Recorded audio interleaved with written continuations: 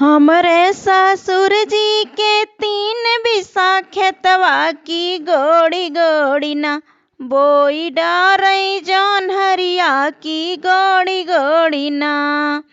हमरे ससुर जी के 3 बिसा खेतवा की गोड़ी गोड़ी ना बोई डारई जौन हरिया की गोड़ी गोड़ी ना।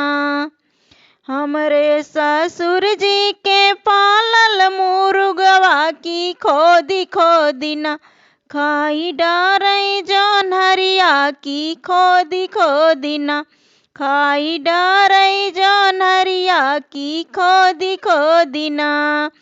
खींची के मारई कई मुंगरिया चटकी गईले ना मुर्गा कई टेंगरिया चटकी गईले ना।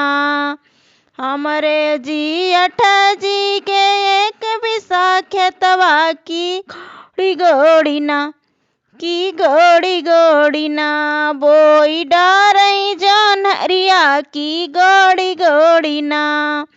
हमरे जियठ जी के 3 बिसा खेतवा की गोड़ी गोड़ी ना बोई डारई जौन हरिया की गोड़ी गोड़ी ना। हमरे जियठ जी के पालल मुर्गवा की खोदी खोदी ना खाई डारई जौन हरिया की खोदी खोदी ना खाई डारई जौन हरिया की खोदी खोदी ना। खींची के मारई कई मुंगरिया चटकी गईले ना मुर्गा कई टेंगरिया चटकी गईले ना मुर्गा कई टेंगरिया चटकी गईले ना।